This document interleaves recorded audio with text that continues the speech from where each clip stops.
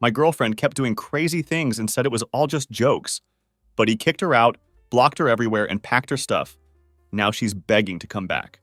Sup Reddit, my name is Tyler, and I'm 28 years old. I've been married to Isabella for 7 years now, and we've been living what I thought was a decent life here in Miami. I work as a marketing coordinator. Nothing glamorous, but it pays the bills. And overall, I believed we had built something solid together. Everything changed on a Tuesday when I came home from work. The moment I walked through the door, something felt immediately off. There was this scent on Isabella's neck that didn't belong to either of us.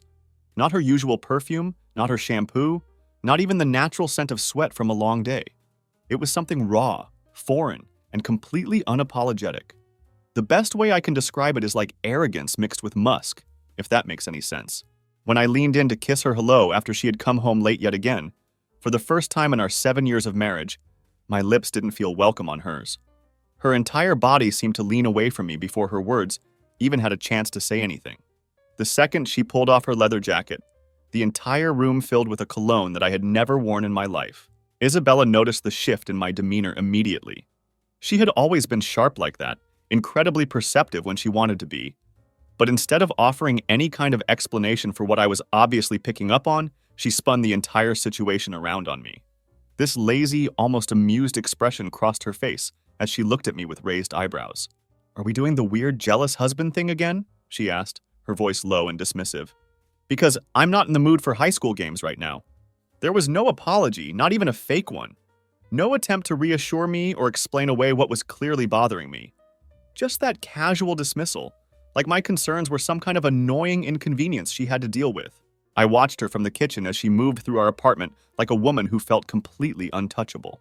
Her shoulders were relaxed, her hair was damp, probably from someone else's shower, I realized with a sinking feeling. I stood there and watched her wipe off her lipstick in the hallway mirror like it was just part of her regular routine, like I wasn't standing right there noticing every single detail of her behavior. The thing that struck me most was that she didn't care to hide any of it. She wasn't even trying to be discreet or maintain the pretense that everything was normal between us. I didn't answer her question about being a jealous husband. Instead, I just turned around and poured my coffee down the sink. It tasted bitter anyway, and I'd completely lost my appetite for it. That night, I couldn't sleep at all. I found myself staring at the ceiling, going through every single moment from the past 4 months in excruciating detail. There had been so many red flags that I had either ignored or rationalized away. Her sudden obsession with her appearance whenever she claimed to be going to meetings was one thing that stood out. She had started spending significantly more time getting ready, choosing outfits with a level of care that seemed excessive for work presentations. Then there was the new lingerie I had never seen her wear before. Expensive pieces that would mysteriously appear in our laundry, things I definitely hadn't bought for her, and that she had never worn for me. When I had casually asked about them in the past, she would always have some vague explanation about treating herself or finding good deals online. I also started remembering the way she would unconsciously touch her neck whenever she was lying to me. It was this subtle gesture, like she was checking to make sure something was still there, or maybe trying to cover something up.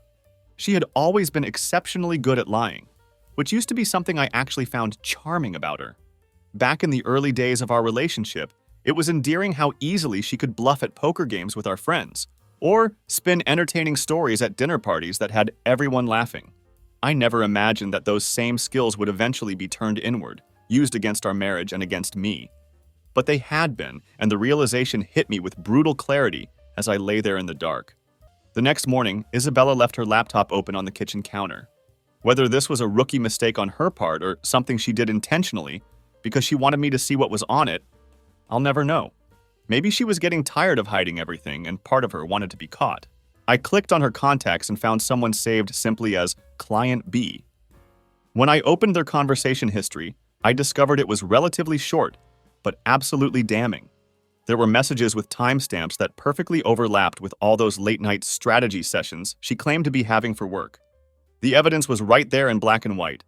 I found screenshots of him shirtless, grinning at the camera like he had already won some kind of prize. But there were also photos of Isabella that weren't explicitly naked. That would have made everything too easy and obvious. No, these were somehow more dangerous and personal than that. Pictures of her lying in our bed, wrapped in our navy blue sheets that I had picked out when we first moved in together. Her hair was messy. Her eyes had this smug expression, and she looked completely comfortable and satisfied. There was also a voice memo, just one. My hands were actually shaking when I clicked on it to play it. "You make me feel 22 again," Isabella's voice said through the laptop speakers. "He doesn't even see me anymore. I think he's scared of what I'd do if I actually left him." When I heard those words, I didn't feel angry at first. The emotion that hit me was something much colder and more unsettling. It was this numbing sensation, the kind of cold that wraps around your spine and doesn't let go for hours. It was like my body was protecting me from the full impact of what I had just discovered by shutting down my emotional responses temporarily. The confrontation finally happened 3 days later. I didn't delay it out of fear or hesitation. I just wanted to watch her lie to my face in real time. I was curious to see what version of reality she would try to sell me when the walls finally closed in around her and she realized I knew the truth. It was a Sunday, and the weather was absolutely beautiful, sunny and warm.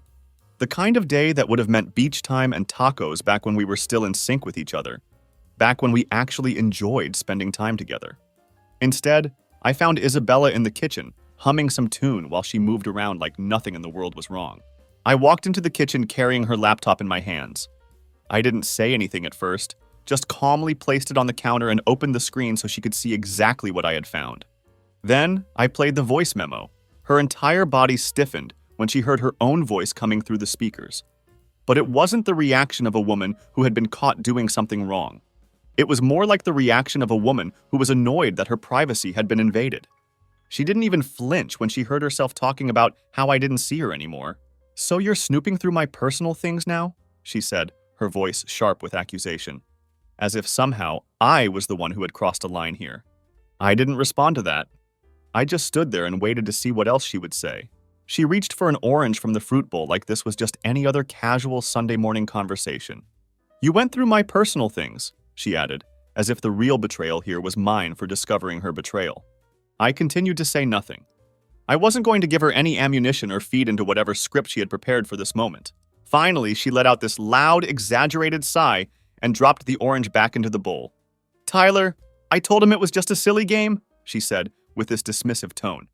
Jesus, it didn't mean anything at all. Then she actually laughed. She stood there in our kitchen and laughed about the whole situation. It's not like I slept with him or anything. We flirted, okay? People flirt all the time. You need to grow up and stop making such a big deal out of nothing. That's when I saw it clearly for the first time. Her smile. It was the kind of smile you flash when you've already decided in your mind that you've won the argument. This wasn't regret I was looking at. It wasn't even embarrassment about being caught. What I was seeing was pure contempt. She genuinely believed that I was being unreasonable and that she had done nothing wrong. That smile broke something fundamental inside me. Without saying a word, I walked past her into the hallway and pulled out a box that I had packed the night before from the coat closet. I set it down by the front door where she could see it clearly. She didn't move from her position in the kitchen doorway. She just stood there watching me like I was putting on some kind of performance for her entertainment. I opened my toolbox and pulled out the new lock and keys I had purchased. Then I proceeded to change the front door lock right there in front of her while she watched. The entire time, she leaned casually against the doorway with her arms crossed, like she was watching a sitcom that wasn't particularly interesting. "This is pathetic," she muttered under her breath. "You're really going to kick me out for texting someone? This is completely ridiculous." I finished screwing the last bolt into place and stood up. Then I picked up the box of her belongings that I had carefully packed and handed it directly to her. She blinked once, very slowly, as if she was processing what was actually happening. Then she said, "I told him it was just a silly game, but he changed the locks and quietly handed me my belongings." She said it like it was the punchline to some joke, like I was the fool who had taken everything too seriously. There were no tears from her, no yelling, no dramatic scene. Just a casual shrug, like this was all some minor inconvenience that she would have to deal with. That's the kind of woman Isabella had become, or maybe always was underneath everything else. When Isabella finally walked out that day, I watched her heels click down each step of our front stairs. She didn't look back even once, didn't pause or hesitate, or show any sign of second-guessing what had just happened. But I did look back. I watched every single step she took and made myself memorize it, because somewhere deep down, I knew that this was the last time I would ever see her as mine. 4 days after she left, the silence in our apartment became absolutely deafening. It wasn't the kind of peaceful, calming quiet that you might expect after removing a source of stress from your life. This silence was loud in its own way, filled with the echoes of everything that was now missing.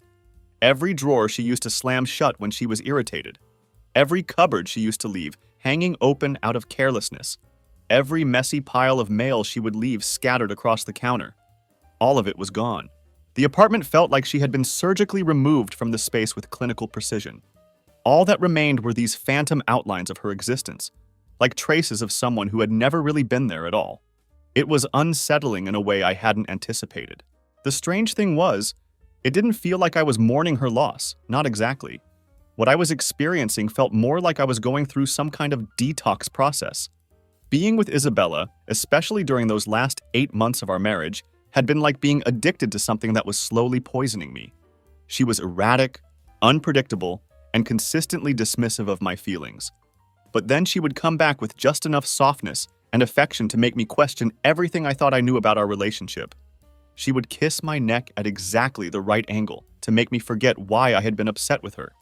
She would whisper things like, "You're my safe place," while her phone buzzed incessantly under a pillow.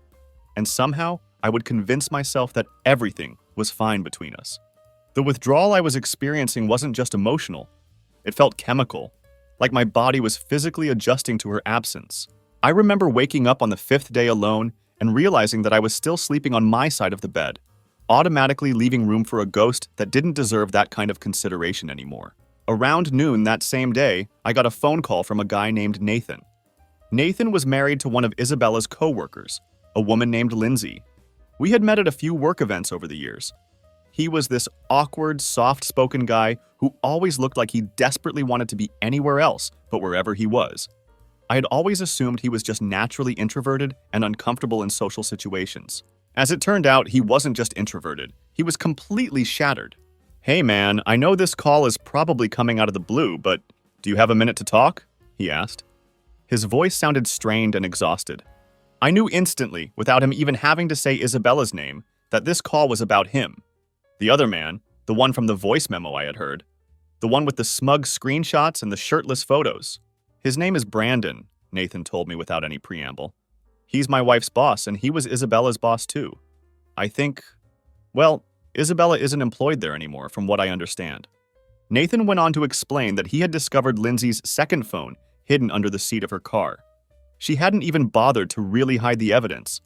She had just stuffed it in the most obvious place possible, and apparently banked on his loyalty and trust to keep him from looking. There were pictures on that phone, Nathan told me. Pictures of Isabella and Brandon together at some cabin retreat.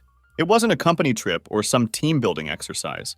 It was a private weekend getaway, one bed, champagne, the whole romantic setup. Nathan sounded like someone who was dying in slow motion as he described what he had found. He kept pausing mid-sentence, like he was trying not to vomit. "I'm really sorry, Tyler," he said finally. "I thought you should know what was going on. I think this whole thing has been going on for months now." I thanked him for calling and for having the courage to tell me the truth, then hung up the phone. I sat there on my couch staring at the empty spot on the wall where Isabella's keys used to hang, and something fundamental shifted inside me. It wasn't grief that I felt, and it wasn't even hatred. What washed over me was this crystal clear sense of clarity, like someone had finally turned on the lights in a room I'd been stumbling around in for months. Suddenly, every moment that had confused me over the past year made perfect sense. The way she always kept her phone face down on tables, the rushed showers she would take the moment she got home, the weird way she would joke about loyalty like it was some outdated concept that modern people had moved beyond. All of it finally had a face and a name. Brandon. I couldn't decide what made me angrier. The actual betrayal itself, or the way Isabella had made me feel like I was losing my mind for suspecting something was wrong. She had been so skilled at making me doubt my own perceptions and instincts. Later that day, I decided to check Isabella's Instagram account. We were still technically friends on there for the time being, though her profile was set to private. What I found there made my stomach turn. She had posted a quote that read, "Sometimes you have to lose everything to find yourself," with the caption, "My new chapter begins" underneath it. The post showed her posing on some rooftop bar, cocktail in hand, wearing sunglasses that reflected a city skyline that didn't belong to either of us. She looked like she was living some borrowed, curated life that had nothing to do with the reality of what she had just destroyed. Not once in the caption or in any of the comments did she mention me. Not once did she acknowledge the wreckage she had left behind in her wake. She was already in the process of being reborn, crafting her new identity one carefully curated social media post at a time. It was like our entire 7-year marriage had been completely erased from her personal narrative. I didn't comment on the post, and I didn't send her any messages. I just quietly unfollowed her account. There was no announcement, no digital tantrum, no public airing of our dirty laundry. Just a soft, irreversible cut that felt like the right thing to do. That night, I poured myself a drink and went through some of my own photos on my phone. I found one from our honeymoon in Key West that showed Isabella leaning against the hood of our rental car, smiling like the wind and the sunshine and the whole world belonged to her. I stared at that photo for a long time, wondering if that version of her had ever been real or if it had always been just another performance. Then I deleted it. That was the moment I started the slow, deliberate process of erasing her from my life. Not out of spite or revenge, but purely out of survival. I knew that if I was going to heal from this, I needed to stop carrying around digital reminders of who I thought she used to be. It was exactly 16 days after Isabella had walked out of my life when she came back. Not emotionally, not metaphorically, but physically. I came home from work to find her sitting on the front steps of our apartment building like she had just gone for a quick walk around the block and forgotten to take her key with her. She looked different than she had on the day I changed the locks. Not broken or apologetic, but not as smugly confident either. She seemed to be caught somewhere in between, like she hadn't fully decided what emotional mask she wanted to wear for this encounter. I stood at the bottom of the steps and said absolutely nothing. I wanted to see what story she would lead with, what version of events she had rehearsed for this moment. She gave me that same smile she used to flash at waiters when she wanted to change her order without sounding demanding or rude. "Hey," she said, like we were just picking up a conversation from earlier that day. I remained silent, not giving her anything to work with. She patted the concrete step next to her in invitation. "Just talk to me for a minute, okay?" Right there, I felt this heat climb up my chest. The sheer audacity of her request was almost breathtaking. She had systematically torched our marriage, walked away with a box full of lies tucked under her arm, posted about her exciting new chapter on social media, and now she wanted to have a casual conversation on my front steps. But I sat down anyway. Not because I wanted to give her what she was asking for, but because I needed this for myself. I needed to hear whatever she was going to say so I could finally close this chapter completely. Isabella started her pitch slowly, like she was carefully building her lie brick by brick. She began by saying that she had needed some space to think, that things between us had gotten monotonous and stale over the years. She claimed that I had stopped really seeing her as a person, that I had started taking her for granted in ways that made her feel invisible in her own marriage. Then, with the kind of precision that comes from practicing a speech in front of a mirror multiple times, she got to the main point. What had happened with Brandon, she insisted, wasn't what I thought it was. Yes, it had been emotional, and yes, maybe she had crossed some lines that she shouldn't have crossed, but it had never gotten physical between them. I actually laughed when she said that. Not a bitter, angry laugh, but the kind of exhausted laugh that comes from hearing something so ridiculous that you can't help but respond with disbelief. "Isabella," I said, looking directly at her, "you called me controlling and paranoid just for checking your laptop. You flirted with a stranger online for months. You lied to me about business trips and late-night meetings. And you spent a romantic weekend at a cabin with a married man." She visibly flinched when I mentioned that last part. I could see it hit her. The phrase, "married man," seemed to land differently than she had expected. "I didn't sleep with him," she said, too quickly and with too much defensiveness. I tilted my head slightly and asked, "Did you kiss him?" She looked down at her hands and didn't answer. "Did you send him photos of yourself?" I continued. Still no response. "Did you lie in my bed fantasizing about what a life with him would look like?" That's when she finally snapped. "What exactly do you want me to say here, Tyler? That I'm some kind of evil person? That I'm the villain in this story? Fine, if you want a villain, here I am. But you weren't exactly present in this marriage either, and there it was. The deflection I had been waiting for. Classic Isabella behavior. Whenever she found herself backed into a corner with no way out, she would immediately point the finger in another direction and try to make someone else responsible for her choices. "Don't try to pretend that I made you cheat," I said firmly. "If you were unhappy with our marriage, you could have talked to me about it. You could have suggested counseling or asked for changes, or even asked for a separation if that's what you really wanted. But you didn't want to do the hard work of fixing anything. You wanted easy attention and quick validation. You wanted to feel powerful and desired again, and you didn't care what it cost. Isabella stood up then, and I could see this box of anger building up in her chest. Her fists were clenched at her sides, and her whole posture had shifted into something more aggressive. "You were boring, Tyler," she said, her voice sharp and cutting. "You never challenged me intellectually or emotionally. You just went through your little daily routines, paid the bills on time, and thought that was enough to sustain a marriage." I felt like I was drowning in the mundane predictability of it all. That was the moment when all the air seemed to leave the space between us. Because buried inside all that cruelty was a single grain of truth that I had to admit to myself, even if I didn't want to. I had gone quiet over the years. Not distant or cold or neglectful, but I had definitely become worn down. I had been carrying the emotional weight of two people for years while she flirted with detachment and disengagement. But here's the thing. I had never abandoned her. Not once. Even when things got difficult or routine, I had never stopped trying to make our marriage work. Isabella stepped closer to me then, and her tone became softer, more manipulative. "I don't want a divorce, Tyler. I want us to work together to fix what's broken here. I made mistakes. Yes, and I can admit that. But I still love you, and I think we can get through this if we both try." I looked at her face carefully. It was familiar and completely unfamiliar at the same time, like a song you used to know all the words to, but now can't even hum without feeling uncomfortable. "You don't love me," I said flatly. "You love what I provided for you. You love the stability, the cover story, the respectable reputation of being married. You missed having someone around who held up a mirror that told you that you were a good person." Her eyes narrowed dangerously. "So that's it then? You're just completely done with us?" "I was done the minute you turned our marriage into a game," I replied. "Everything that's happened since then has just been a slow-motion fall." Isabella left again after that, but this time there was no dramatic exit, no door slamming, no box of belongings.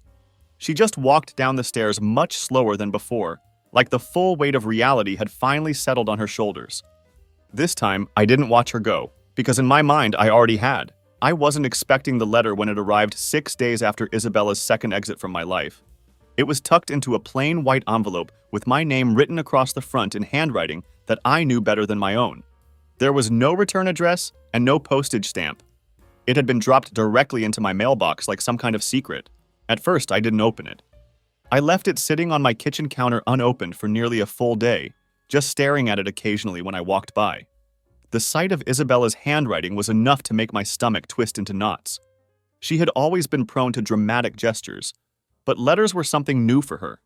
I figured it would probably be some long, emotional monologue about regret, or maybe some carefully scripted half-apology that was somehow twisted into a demand for redemption.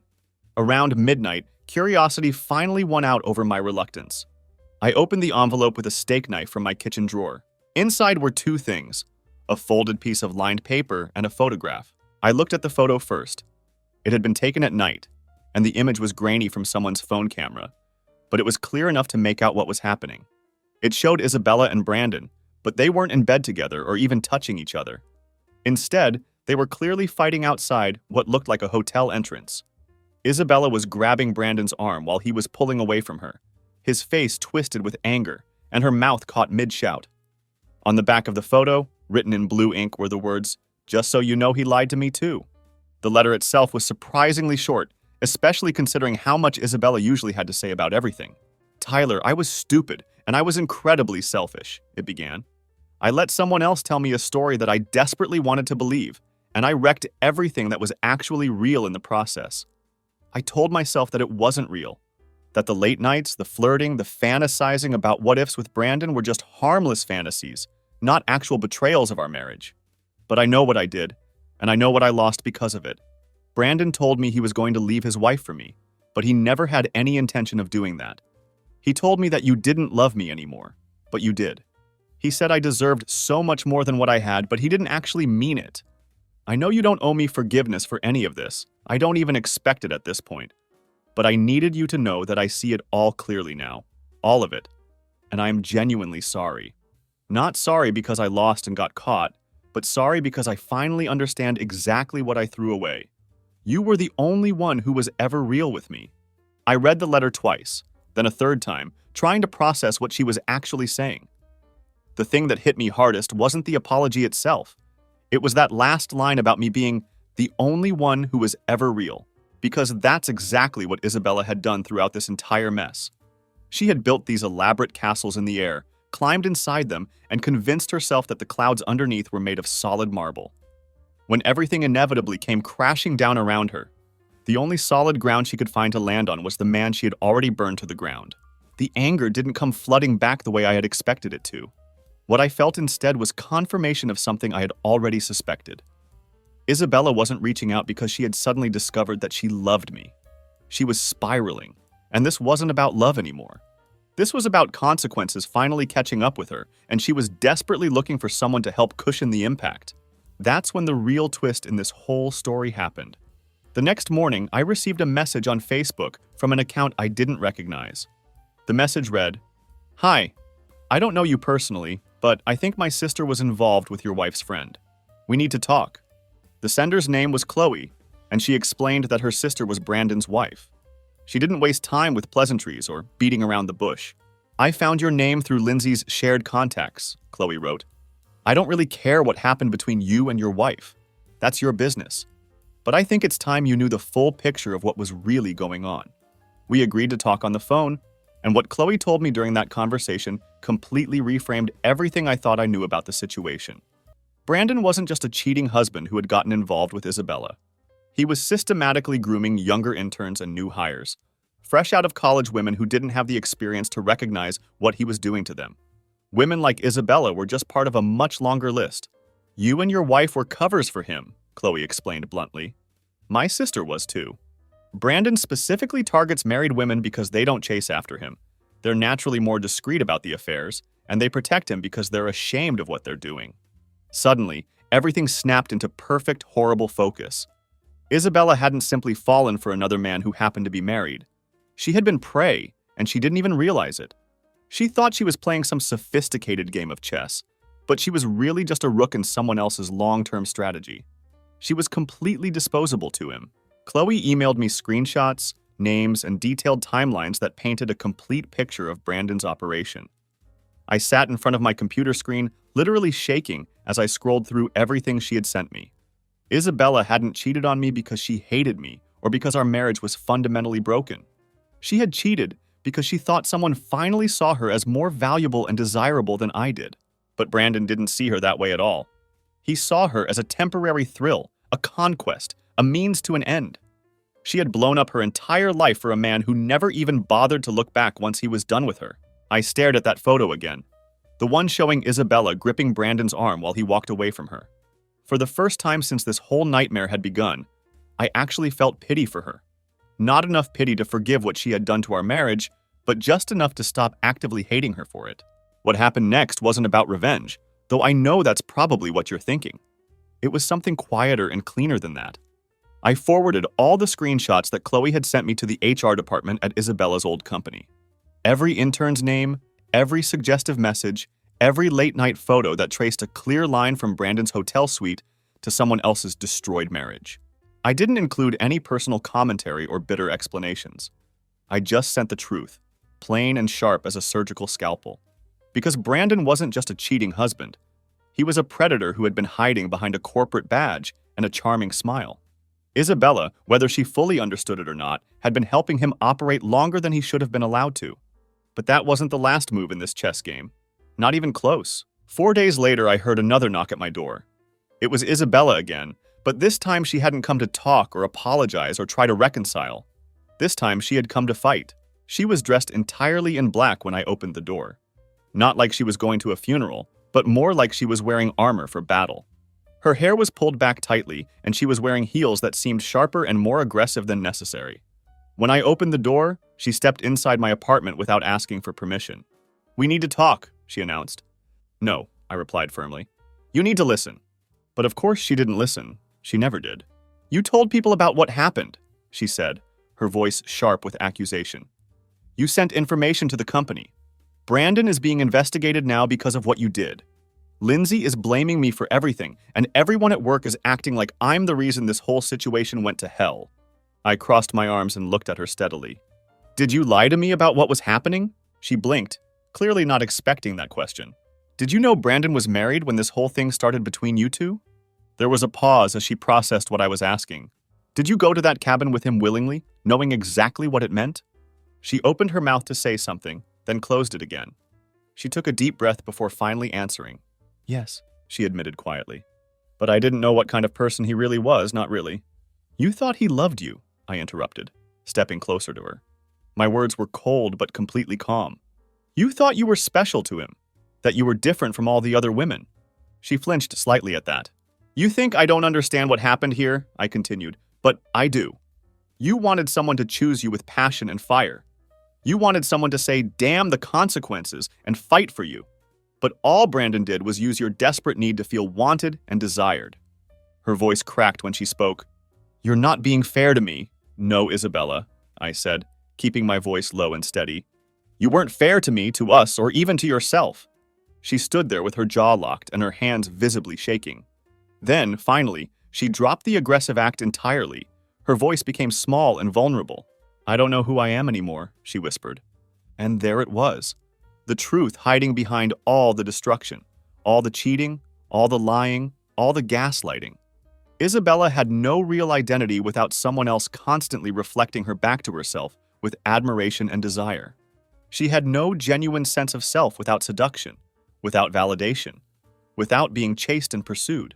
But it wasn't my job to fix that fundamental brokenness anymore, not after everything that had happened.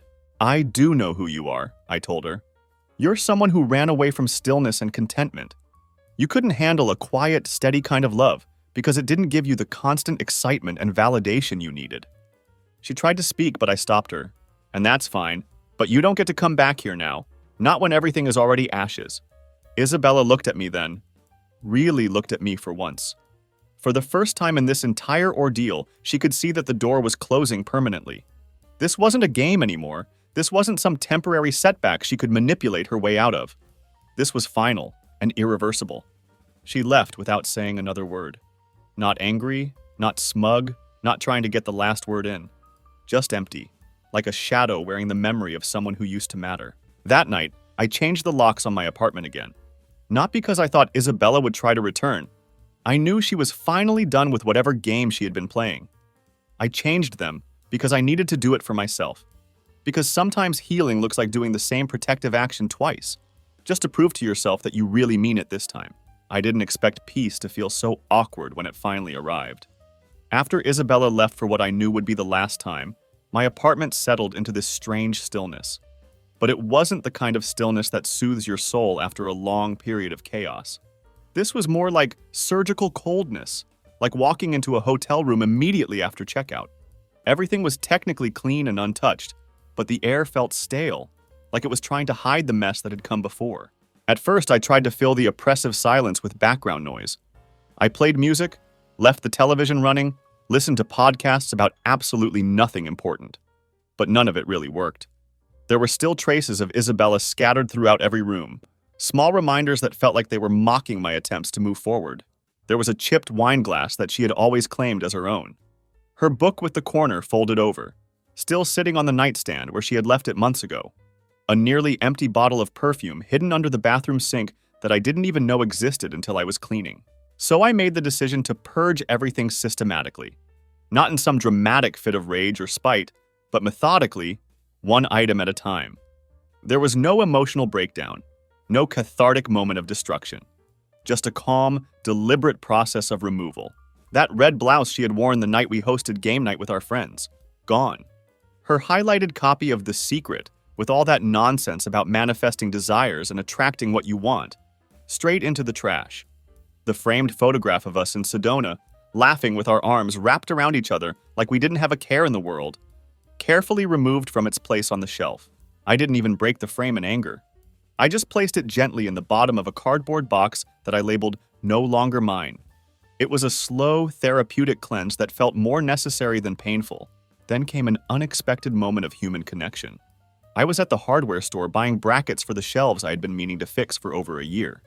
The guy working the register was one of those naturally chatty people, and he asked me what kind of project I was working on.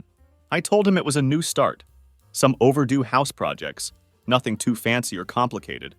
He nodded knowingly and mentioned that his ex had taken the dog and the good television when she moved out. But for some reason, she had left all the curtains behind. For some reason, that small detail stuck with me during the drive home. Everyone who goes through a breakup has their own strange story about what gets left behind and what gets taken. Everyone has their own version of the wreckage. When I got back to my apartment, I found myself staring at those brackets for about 25 minutes before I finally got to work installing them.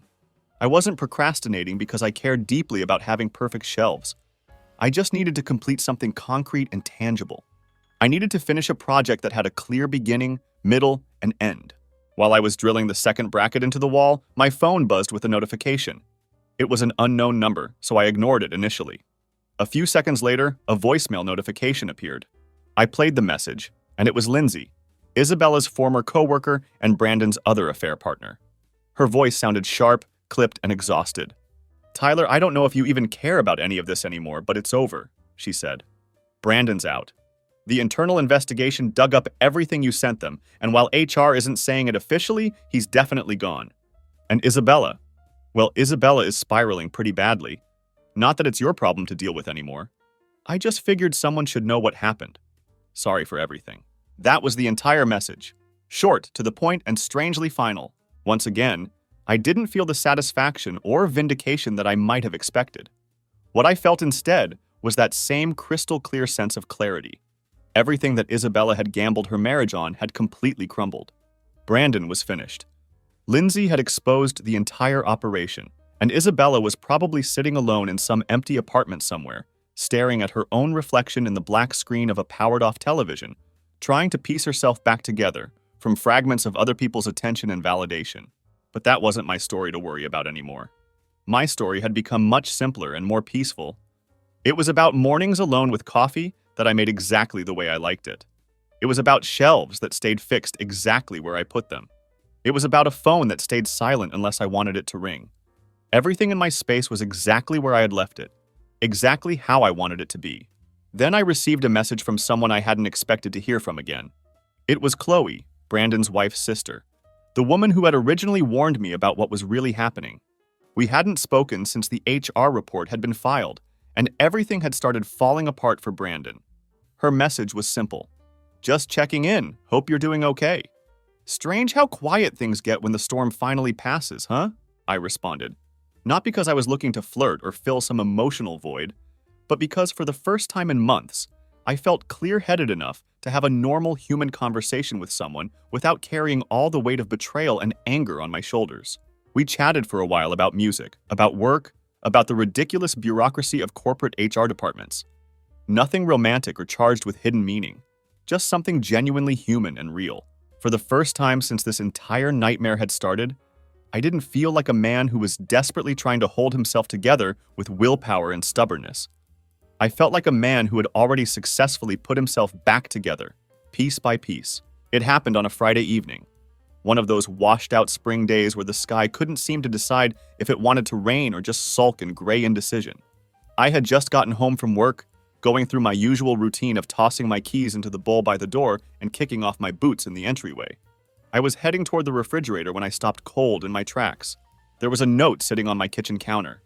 Not slipped under the door, not left in my mailbox, but actually inside my apartment, folded neatly and placed where I couldn't possibly miss it. My name was scrolled across the front in the handwriting that had haunted more of my memories than I cared to admit. Isabella had been inside my home, again. I immediately checked all the locks and windows, even examined the old back door that had a sticky latch. Everything was still properly secured, no signs of forced entry anywhere. Then I remembered the spare key I had hidden in the garage fuse box, a leftover precaution from our married life that had now become the tool of my own betrayal. The note was characteristically short but devastating in its desperation. "Tyler, please don't call the police on me. I just needed to see our place one more time just to remember what it felt like when I was still worth something to someone. I promise I didn't take anything or even sit down anywhere. I just stood here in the middle of the room. It's all wrong now. Everything feels wrong. I can't sleep anymore, I can't eat, I can't even fake being okay for other people. Brandon's gone, the job's gone, and my apartment feels like a cardboard box that someone forgot to open. Every time I close my eyes, I hear your voice from that day when you told me I couldn't come back here. But I'm still in love with you, Tyler. You can hate me for everything I've done, but I don't know how to stop loving you. And if there's even the smallest part of you that still remembers who we used to be together, please call me. Please.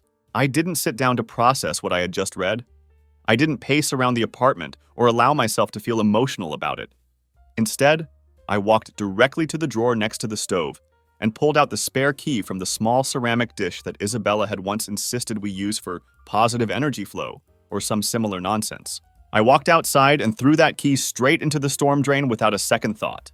Then I picked up my phone and made a call. Not to Isabella, not to Chloe, but to my lawyer. I was completely done with loose threads and unfinished business. The next day, I filed for divorce. Not because I needed revenge or closure, but because this was the only way to create a permanent, legal barrier between Isabella and my life. It needed to be documented, official, signed, sealed, and legally protected. She had walked into my house like some kind of desperate ghost, but I wasn't going to let her continue haunting the space I was trying to rebuild. When the divorce papers were ready, I had them delivered by courier. No personal contact, no opportunity for another dramatic performance, no chance for her to try to manipulate the situation. Just clean, efficient, and final. A week later, Isabella sent me a single text message. So this is how it ends. I didn't respond because, no, it hadn't ended with the divorce papers. It had ended the moment she smiled while lying to my face. It had ended the second she called our marriage a game and my concerns paranoia. Everything that happened after that had just been a slow-motion fall toward the inevitable conclusion. But something unexpected and genuinely positive happened after I sent those papers. Chloe reached out to me again with a message that said, "I heard what you did. That was brave." I told her that it wasn't bravery. It was pure necessity for my mental health and future. She replied, "Sometimes those are the same thing." We started talking more regularly after that, sharing real stories about our lives rather than the carefully curated versions that people usually present to the world. She told me about her ex-boyfriend who had cheated on her with his coworker, then spent months gaslighting her until she questioned her own sanity and perception of reality. I told her about the time Isabella cried on our anniversary because I hadn't booked a hotel room with rooftop cocktails and city views. We actually laughed about these things. It felt strange and almost wrong to laugh about experiences that had caused so much pain, but it was also incredibly healing. Then, Chloe said something that I ended up reading about 6 times because it articulated something I hadn't been able to put into words myself. You know, we're not broken people. We were just too loyal to the wrong people.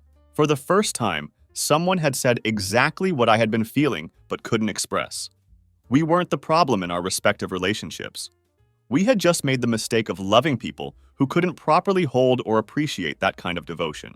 It took about a month for the legal process to catch up with my emotional state. The divorce papers came back with Isabella's signature scrawled across them in that same careless handwriting that had once filled birthday cards and grocery lists. She didn't include a note this time, no final plea for reconciliation, no dramatic apology. Just her signature, written like she was signing a grocery store receipt. Maybe that was her version of acceptance, or maybe she simply had nothing left to say. But I still had things I needed to say. Not to her, but to myself. So I started writing. Every night after work, I would sit down in the chair by the window, the one Isabella had never liked because it didn't face the television, and write down pieces of what I had been through. Not because I wanted to publish a memoir or post some soul-bearing social media caption, but because I needed to get all of it out of my head and out of my chest. I needed to separate these experiences from the parts of me that were still infected by her voice and her version of events. One page at a time, I started peeling her influence off of me like old paint. The first time I saw Chloe in person wasn't something we had planned or arranged. We happened to meet at this quiet little coffee shop off 5th Street, the kind of place with scratched wooden tables and old jazz records humming softly in the background. I had just finished a morning run and was grabbing my usual coffee when she walked through the door wearing this oversized denim jacket that somehow looked both casual and put together at the same time. Her hair was tied back in the same no-nonsense braid I remembered from her Facebook profile photos. She spotted me immediately, smiled in recognition, and walked directly over to my table. "No pressure," she said with a grin, "but I'm going to sit with you whether you want me to or not." And she did exactly that. We ended up talking for 3 solid hours about everything except Isabella and Brandon. We talked about growing up, about the places we used to run to when life got overwhelming. She told me that she used to hide out in the public library after school just to avoid going home to whatever family drama was waiting for her there. I told her about how I used to build elaborate blanket forts in my basement as a kid, imagining they were safe planets far away from Earth, places where people didn't cheat on each other and pretend that love was something they could just switch on and off whenever it was convenient. She laughed at that story and said, "You were a weird kid." "Still am," I replied without hesitation. The conversation felt surprisingly easy with her. Maybe too easy, if I'm being honest. But not in a way that raised red flags or made me suspicious. It didn't feel like a rebound situation, or like someone trying to take advantage of my emotional vulnerability. It felt like talking to someone who was standing beside me rather than above me. Someone who wasn't trying to fix me or analyze me or turn me into a project. Chloe never asked invasive questions about Isabella's letter or tried to psychoanalyze my responses to everything that had happened. She let me be quiet when I needed space to think. And she let me ramble when the words came flooding out faster than I could organize them. It was the first genuine human connection I had felt in what seemed like years that didn't come with expectations or hidden agendas attached to it. We didn't make specific plans to see each other again after that coffee shop meeting. We didn't need to establish some formal dating schedule or define what was happening between us. It just worked naturally, without any of the complicated games or manipulation I had become accustomed to. Meanwhile, Isabella made one final attempt to reach me. This time, it came in the form of an email with a subject line that simply read, "Hello." The message itself was equally straightforward. "Hello, I hope you're doing okay. If you ever want to talk about anything, I'm still here waiting." When I read those words, my immediate thought was, no, you're not still there. The person who might have been worth talking to had disappeared a long time ago, replaced by someone I didn't recognize and didn't want to know. For the first time since this entire ordeal had begun, I hit the delete button without reading the message twice or agonizing over how to respond. No reply, no reaction, no acknowledgement whatsoever. Just a clean, final click that felt like closing a book I never wanted to read again. Because healing isn't always loud or dramatic. It's not always some big breakthrough moment or grand gesture of moving forward. Sometimes healing is just sitting across from someone new, telling a story that used to make you cry, and finding yourself laughing about it instead. It came to me in the form of yet another envelope, this one cream-colored with no return address. I almost started laughing when I saw it sitting crooked in my mailbox, like it was embarrassed to be there and was trying to hide from my attention. For a brief moment, I considered throwing it directly into the trash without opening it. But curiosity still had just enough pull to make my fingers tear open the seal before my rational mind could stop me. Inside was a single photograph and one line of text written on the back. The photo was old, probably from about 7 years ago, taken at her cousin's wedding. It showed me and Isabella on the dance floor, both of us barefoot with her lipstick smeared from champagne and my tie wrapped around her head like some ridiculous bandana. We were laughing so hard that the camera had caught us mid-collapse, our arms tangled together, our cheeks flushed with alcohol, and something that definitely wasn't just the wine. We had been drunk on something much more intoxicating than champagne that night. We had been drunk on the feeling of being completely ourselves with each other. On the back of the photo, written in Isabella's rushed, looping handwriting, was a single question. "Do you ever wonder if we were actually happy?" That was it. No signature, no plea for reconciliation, no dramatic declaration. Just one simple, devastating question. I held that photograph in my hands for a long time, my fingers tightening around the edges. Not because I was angry, but because part of me had wondered about that exact same thing. Sometimes late at night when I couldn't sleep, sometimes in the middle of conversations with Chloe, sometimes while making breakfast in an apartment that no longer smelled like Isabella's perfume, I had asked myself that same question. The answer was yes. We had been happy, but only in fragments. Only in those brief, shining moments between the slow erosion of trust and respect. Only before she started needing the entire world to want her. Only before external validation became more intoxicating to her than loyalty. Only before she started smiling while hiding things from me and telling me I was crazy for noticing the obvious changes in her behavior. We had been happy, but only when we were both pretending that everything was fine. And I didn't want to build a life on pretense and willful ignorance anymore. I placed the photo on my kitchen counter and stared at it while I brewed my morning coffee. Something about seeing that image made me realize just how far I had traveled from that version of myself. The guy in that photo still believed in Isabella completely. He still trusted her smile without question. He still thought that love could fix people who didn't actually want to be fixed. I poured my coffee, took one careful sip, and then slid the photograph into the trash can. Not angrily or dramatically, but with a sense of finality that felt both sad and liberating at the same time. 3 days later, I saw Chloe again. We still weren't calling these meetings dates in any official sense, but she had invited me to a small open mic night at a local venue she frequented.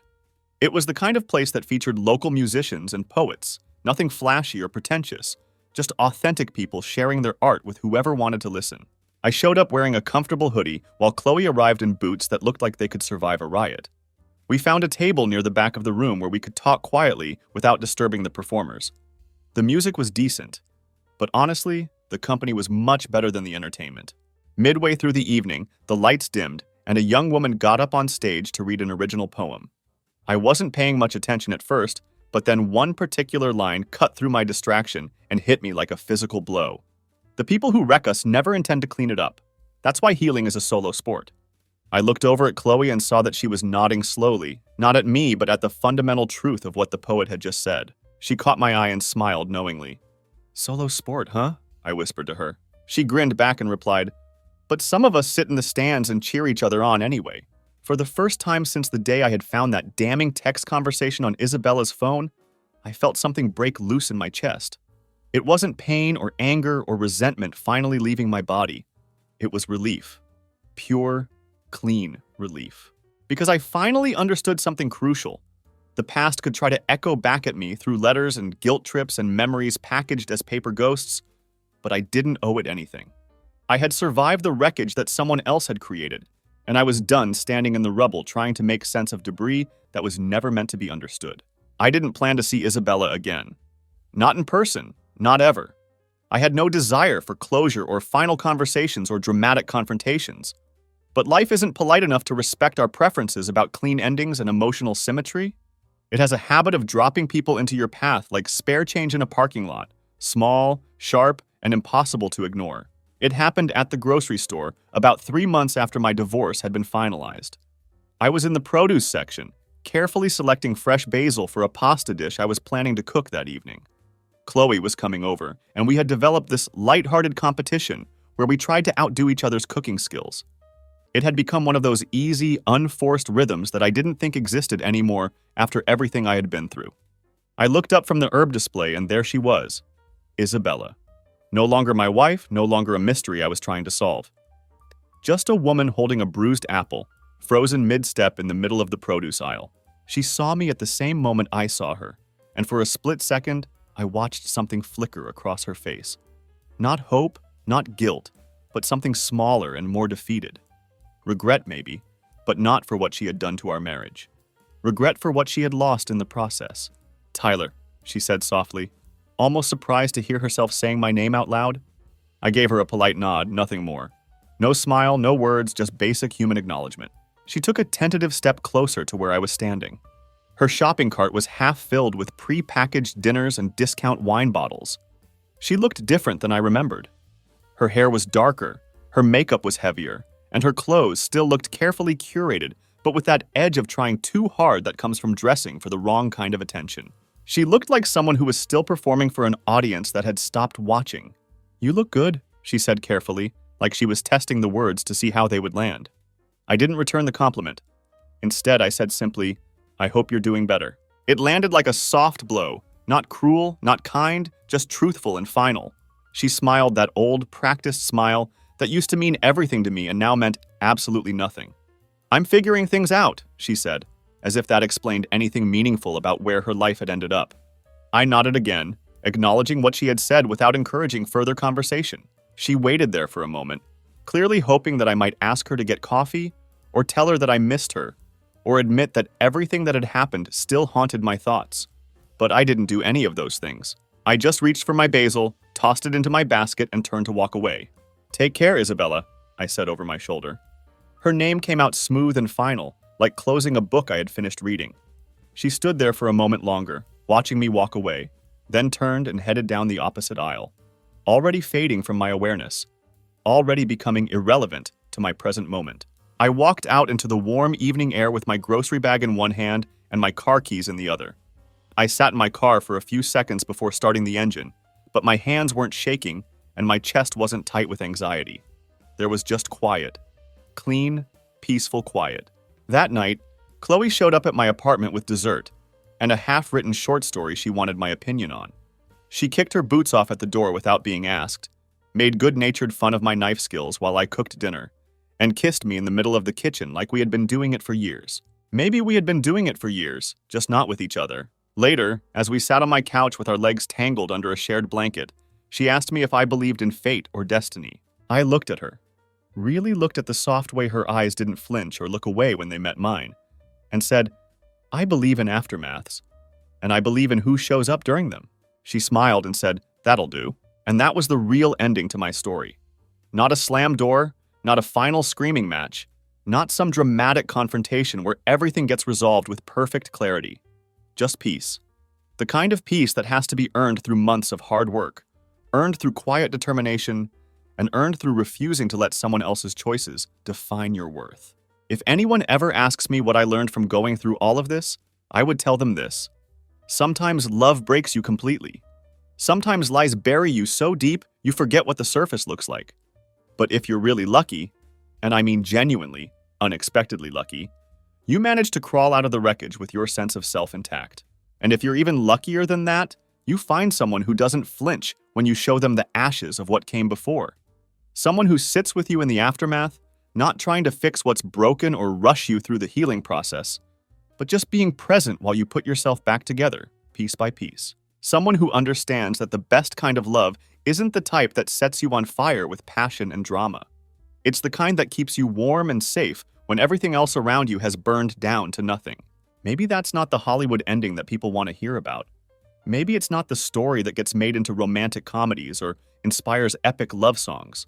But it's real, and real was exactly what I had been missing all along. Real is what Isabella never gave me, no matter how much I wanted to believe she could. Real is what I found when I finally stopped looking for it in all the wrong places and started building it for myself. In the quiet moments between disasters, in the space between who I used to be and who I was becoming, in the arms of someone who chose me not because I was perfect, but because I was genuine and honest. And if that's not love, real, sustainable, healthy love, then I honestly don't know what love is supposed to look like. But I definitely know what it isn't now. Love isn't games or manipulation. Love isn't lies wrapped in charm and delivered with a smile. Love isn't someone who makes you question your own sanity while they gaslight you and tell you that everything you're noticing is just in your head. Real love is someone who shows up consistently when your world falls apart. Someone who sees the absolute worst version of you and chooses to stay anyway. Someone who doesn't need you to be anyone other than exactly who you are right now, in this moment, whether you're broken or whole, healing or hurting. Just you, completely and authentically you. And that's what I have now. That's what I discovered in the ruins of what I thought was love, but turned out to be just a beautiful, elaborate lie told by someone who didn't know how to love herself, let alone anyone else. So if you're reading this and you're currently in the middle of your own storm, if you're questioning everything you thought you knew about someone you trusted completely, know this. It gets quiet eventually. It gets real. And it gets so much better than you can imagine right now. Not because someone else saves you from your circumstances, but because you learn to save yourself. You learn to trust your instincts again. You learn to value consistency over excitement, honesty over charm, and genuine connection over empty validation. And then, if you're really fortunate, someone else shows up who has done their own work. Someone who has crawled out of their own wreckage. Someone who is ready to sit with you in the calm after the storm. Someone who understands that the most beautiful thing about surviving something terrible isn't the survival itself. It's what you choose to build in the space that opens up afterward. End of story. This concludes Tyler's journey from discovery of betrayal through divorce and ultimately finding genuine love and peace with Chloe. The story transformed from a tale of deception and heartbreak into one of healing, self-discovery, and authentic connection.